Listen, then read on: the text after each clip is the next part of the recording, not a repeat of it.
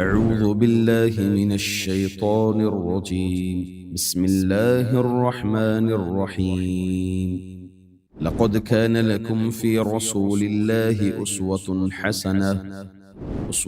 حسنة لمن كان يرجو الله واليوم الآخر وذكر الله كثيرا.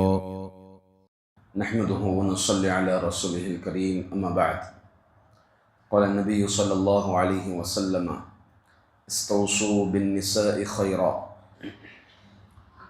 معزز حاضرین، پیارے نبی صلی اللہ علیہ وسلم کی سنہری وصیتیں آج کے درس میں جانیں گے کہ اللہ کے رسول صلی اللہ علیہ وسلم عورتوں کے بارے میں بھی وصیت کیے ہیں۔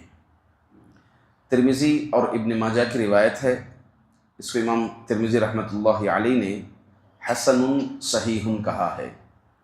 حضرت عمرو بن الاحوص رضی اللہ عنہ سے نقل کیا ہے کہ وہ فرماتے ہیں، مجھے میرے والد نے بتایا کہ وہ آپ صلی اللہ علیہ وسلم کے ساتھ حجۃ الوداع پر حاضر تھے، تو آپ نے اللہ کی حمد و ثنا بیان کی، تعریف کی، پھر خوب نصیحت کی، وعظ فرمایا۔ پھر اللہ کے رسول صلی اللہ علیہ وسلم نے فرمایا، غور سے سنو، عورتوں کے ساتھ بھلائی اور حسن سلوک میں میری وصیت مانو، یعنی تم عورتوں کے ساتھ بھلائی کرو اور عورتوں کے ساتھ حسن سلوک کرو، یہ میری وصیت ہے، کیونکہ وہ تمہارے پاس امانت ہیں، لہٰذا تم لوگوں کو ان پر ناجائز اختیار حاصل نہیں ہے، سوائے اس کے کہ وہ عورتیں کھلی فحاشی کا ارتکاب کر بیٹھیں۔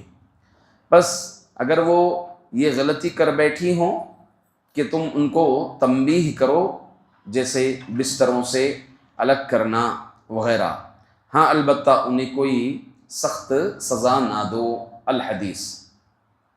معزز حاضرین، حدیث جیسا کہ آپ نے سماعت فرمایا کہ اللہ کے رسول صلی اللہ علیہ وسلم عورتوں کے بارے میں وصیت فرمائے ہیں کہ عورتوں کے ساتھ حسن سلوک کرنا چاہیے۔ خصوصاً نبی اکرم صلی اللہ علیہ وسلم بیویوں کے متعلق ایک مقام پر فرمایا، محلم بالقواریر، کہ یہ شیشہ ہیں، جیسے شیشے کے ساتھ سلوک ہوتا ہے ویسے تم ان کے ساتھ ہلکا سلوک کرنا۔ ایسا نہیں کہ شیشے کو اگر مضبوطی سے پکڑیں گے تو ظاہر سی بات ہے ہمیں نقصان ہو جائے گا، اور ہلکے سے چھوڑ دیں گے تو شیشہ پھوٹ جائے گا۔ اسلامی تعلیمات کو اگر دیکھا جائے، غور کیا جائے، عورت کے ساتھ اسلام جو سلوک کیا ہے، جو معاملہ کیا ہے عورت کے ساتھ، کوئی اور مذہب نہیں کیا ہے۔ اسلام سے پہلے زمانے جاہلیت کا آپ مطالعہ کر لیں، زمانے جاہلیت میں عورتوں کو کئی چیزوں سے محروم کیا جاتا تھا، انہیں وراثت کے حق سے محروم کیا جاتا تھا عورتوں کو، اسی طرح سے عورتوں کو دیگر مالی امور سے بھی محروم کیا جاتا تھا۔ اسلام آیا، اسلام عورتوں کو صحیح مقام عطا فرمایا۔ قرآن کریم کی آیت ہے، وَإِذَا بُشِّرَ أَحَدُهُم بِالْأُنثَىٰ ظَلَّ وَجْهُهُ مُسْوَدًّا وَهُوَ كَظِيمٌ يَتَوَارَىٰ مِنَ الْقَوْمِ مِنْ سُوءِ مَا بُشِّرَ بِهِ أَيُمْسِكُهُ عَلَىٰ هُونٍ أَمْ يَدُسُّهُ فِي التُّرَابِ أَلَا سَاءَ مَا يَحْكُمُونَ، کہ بیٹیاں پیدا ہونا زمانے جاہلیت میں ناگوار گزرتا تھا، اس چیز کو ناگوار گزرتا تھا ان لوگوں کے پاس زمانے جاہلیت میں۔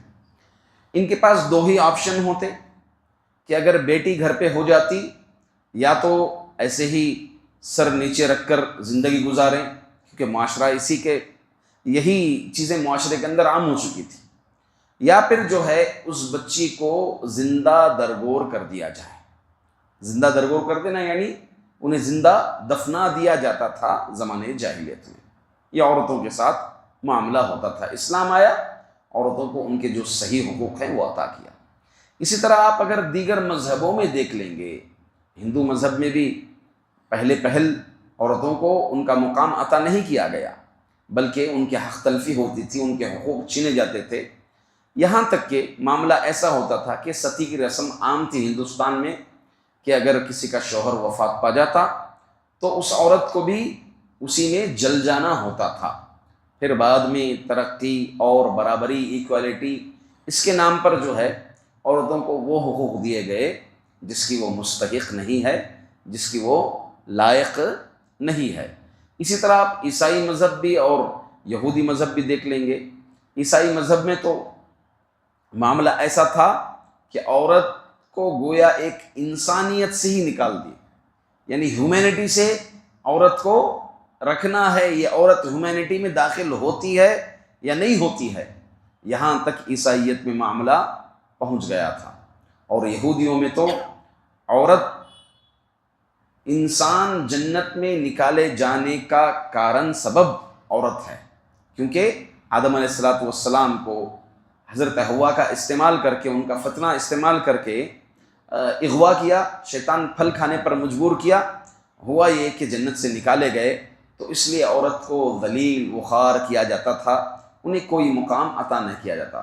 الغرض اسلامی روح سے آپ دیکھیں گے تو اسلام میں عورت کو بہت اونچا مقام دیا گیا ہے، چاہے وہ بحیثیت ماں ہو، بحیثیت بیٹی ہو، بحیثیت بیوی ہو، بحیثیت بہن ہو، بہت اونچا مقام دیا گیا ہے۔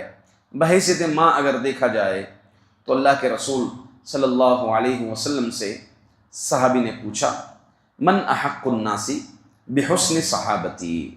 قال امک، قال ثم من؟ قال امک، قال ثم من؟ قال امک، قال ثم من؟ قال ابوک۔ ایک آدمی پوچھے کہ اللہ کے رسول سب سے صحبت کے اعتبار سے، حسن سلوک کے اعتبار سے سب سے زیادہ مستحق کون ہے، کس کے ساتھ میں زیادہ حسن سلوک کروں؟ تو اللہ کے رسول صلی اللہ علیہ وسلم نے کہا تیری ماں کے ساتھ۔ کہا پھر اس کے بعد؟ کہا تیری ماں کے ساتھ۔ کہا پھر اس کے بعد؟ کہا تیری ماں کے ساتھ۔ پھر جب چوتھی مرتبہ پوچھا گیا تو اللہ کے رسول صلی اللہ علیہ وسلم نے کہا تیرے باپ کے ساتھ۔ تو دیکھیں بحیثیت ماں عورت کو باپ کے مقابل اسلام 3 درجے آگے عطا فرماتا ہے۔ یہ اس لحاظ سے کیونکہ عورت ایک تو 9 ماہ تک بچے کو رکھتی ہے، پھر جو ہے 2 سال تک دودھ پلاتی ہے، پھر مشقتوں پر اور تربیت میں جو مشقتیں صعوبتیں جھیلتی ہیں، اس وجہ سے شریعت اسلامیہ نے عورت کو 3 درجے عطا فرمائے۔ اگر بحیثیت بیوی دیکھا جائے تو شریعت مطہرہ بحیثیت بیوی بھی بہت اونچا مقام عطا فرماتا ہے۔ آپ صلی اللہ علیہ وسلم فرماتے ہیں خیرکم خیرکم لأہلہ وأنا خیرکم لأہلی، تم میں سب سے بہترین وہ ہے جو اپنی بیوی کے ساتھ اچھے سے پیش آئے، جو اپنی بیوی کے ساتھ جو بہتر ہے وہی تم میں سب سے بہتر ہے۔ کئی لوگ ایسے ہوتے ہیں معاشرے میں بہت اچھے ہوتے ہیں، ہاں اخلاق اچھے ہوتے ہیں معاشرے کے لحاظ سے، مگر گھر میں بیوی کے ساتھ ان کا سلوک صحیح نہیں ہوتا، زیادتیاں کرتے ہیں، ظلم کرتے ہیں بیوی پر۔ الغرض آپ صلی اللہ علیہ وسلم فرمائے کہ دیکھو میں اپنے اہل و عیال کے نزدیک سب سے بہتر ہوں۔ اللہ کے رسول صلی اللہ علیہ وسلم کا اگر بیویوں کے ساتھ معاملہ دیکھ لیں، پڑھیں تو ماشاء اللہ العزیز اس سلسلے میں کئی روایتیں ہمیں ملتی ہیں کہ اللہ کے رسول صلی اللہ علیہ وسلم کا حسن تعامل بیویوں کے ساتھ بہت ہی بہترین تھا، اور ظاہر سی بات ہے اللہ تعالیٰ نے آئیڈیل بھی اللہ کے رسول صلی اللہ علیہ وسلم کی زندگی کو قرار دیا، تو اس لحاظ سے بیویوں کا ساتھ بھی اللہ کے رسول صلی اللہ علیہ وسلم کا تعامل بہت بہترین تھا۔ ایک اور روایت میں آپ صلی اللہ علیہ وسلم نے عورت کو سب سے مہنگی چیز قرار دیا۔ کیسے؟ الدنیا متاع، یہ دنیا ساری کی ساری چیزیں ساز و سامان، وخیر متاع الدنیا، اور سب سے بہترین اس دنیا کا ساز و سامان کیا ہے؟ المرأة الصالحہ، نیک بیوی۔ نیک بیوی مل جائیں تو دنیا کی سب سے بڑی نعمت اس کو مل گئی، جسے نیک بیوی مل جائیں دنیا کی سب سے بڑی نعمت مل، کیونکہ نیک بیوی اگر ہوگی تو ظاہر سی بات ہے شوہر کے عقیدے کی اصلاح کرے گی، شوہر کے عمل کی اصلاح کرے گی، شوہر کو عمل صالح پر ابھارے گی، ہاں شوہر کو تکلیفوں اور اذیتوں پر صبر کرنے کی تلقین کرے گی۔ دیکھیں ام حکیم رضی اللہ عنہا حجۃ الوداع اس کے وقت، فتح مکہ کے وقت وہ اسلام قبول کی، تو ان کے شوہر تھے اکرمہ۔ کون اکرمہ؟ ابو جہل کے بیٹے۔ اکرمہ یہ مکہ چھوڑ کر بھاگ گئے تھے، تو حکیم رضی اللہ عنہا اسلام قبول کرنے کے بعد اللہ کے رسول صلی اللہ علیہ وسلم کے پاس آئی اور اپنے شوہر کے متعلق امان طلب کی کہ اللہ کے رسول میرے شوہر کو امان دے دے، میں انہیں لے آؤں گی۔ پھر وہ گئی، شوہر کو پائی، کہا کہ یہ اسلام ہے، اگر تم اسلام قبول کرو گے تو میں تمہاری بیوی ہوں، اور اگر تم اسلام قبول نہیں کرو گے تو پھر تمہارا اور میرا رشتہ کچھ نہیں ہوگا۔ اللہ اکبر!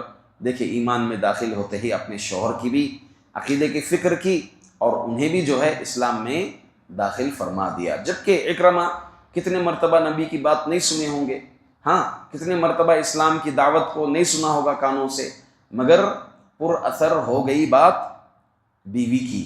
اگر نیک بیوی ہو تو ظاہر سی بات ہے شوہر پر اور بچوں پر، اسی طرح گھر پر بہت ہی اچھے اثرات ہوتے ہیں۔ اگر بحیثیت بیٹی دیکھا جائے، شریعت مطہرہ بیٹی کو بھی بہت اونچا مقام عطا فرمایا ہے۔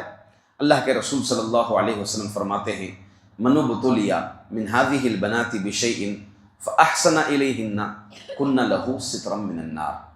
جو کوئی ان بچیوں کے معاملے میں آزمایا جائے اور ان کے ساتھ اچھا سلوک کرے، ان کی اچھی تربیت کرے، دینی تعلیم دے، ان کو دینی تربیت ان کو کرے، گھریلو چیزیں ان کو سکھائیں اور نیک جگہ پر اس کا رشتہ کروائیں بیٹیوں کا، کن لہ سترا من النار، تو یہ بچیاں کیا ہو جائیں گی؟ آگ کے لیے پردہ، یعنی جہنم کے لیے پردہ بن جائیں گی، آڑ ہو جائیں گی۔ اللہ اکبر! ایک روایت میں یہ ہے 3 بیٹیاں، اور ایک روایت میں یہ ہے جس کی 2 بیٹیاں ہو تو وہ جہنم کے لیے آڑ بن رہی ہیں، پردہ بن رہی ہیں۔ ایک روایت میں یہ ہے کہ اگر کسی کی 2 بچیاں ہوں کم از کم تو یہ جنت میں داخلے کا سبب ہوتی ہیں، جنت میں داخلے کا سبب ہوتی ہیں۔ اور ایک روایت میں یہ ہے، اللہ کے رسول صلی اللہ علیہ وسلم نے فرمایا، جس کی جو 2 بیٹیوں سے کم از کم آزمایا جائے تو میں اور وہ کل قیامت کے دن اس طرح ہوں گے۔ آپ صلی اللہ علیہ وسلم نے اپنی انگلیوں کو ضم کیا، جمایا، وضم اصابعہ۔ الغرض دیکھیں، بیٹوں کے مقابل آپ بیٹیوں کے تعلق سے اسلام کتنا مقام عطا فرماتا ہے کہ جس کی بیٹیاں ہوں کم از کم 2 بیٹیاں تو وہ جہنم، اور ان کے ساتھ ابھارا یہ گیا ہے کہ اچھا سلوک کیا جائے، ان کی اچھی تربیت کی جائے، ان کو اچھی تعلیم دی جائے، ان کا رشتہ ایک نیک جگہ پر کروایا جائے تو یہ جہنم کے لیے آڑ بن جاتی ہیں۔ اسی طرح کچھ روایتوں میں بہنوں کے تعلق سے بتایا گیا کہ جس کی 3 بہنیں ہوں، میں اور وہ کل قیامت کے دن اس طرح ہوں گے۔ پھر اللہ کے رسول صلی اللہ علیہ وسلم نے اپنی دونوں انگلیوں کو ضم کیا، جوڑا۔ اگر عورت کو ماں، بیٹی، بہن، بیوی، اس کے علاوہ بیوہ بھی اگر کوئی عورت ہے، اس کے متعلق بھی فضیلت وارد ہوئی ہے شریعت میں۔ اگر بیوہ عورت ہو، اللہ کے رسول صلی اللہ علیہ وسلم فرماتے ہیں کہ جو کوئی بیوہ عورت کے بارے میں کوشش کرتا ہے، کوشش جیسے مثال کے طور پر اس سے نکاح کر لیا، یا اس کے نکاح کے تعلق سے کہیں پر رشتہ لگوایا اس عورت کا، یا پھر جو ہے ان کے جو ضروریات زندگی ہیں کسی بھی طرح سے اس بیوہ کے متعلق کوشش کیا، تو اللہ کے رسول صلی اللہ علیہ وسلم نے فرمایا کہ پوری رات قیام کرنے کا اس کو ثواب ملے گا، دن بھر روزہ رکھنے کا ثواب ملے گا، یا پھر اللہ کے راستے میں جہاد کرنے کا اس کو ثواب ملے گا۔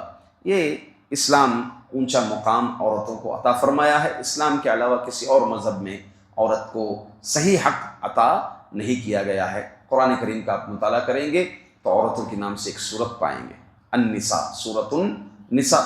مردوں کے متعلق آپ اس طرح سے نہیں پائیں گے۔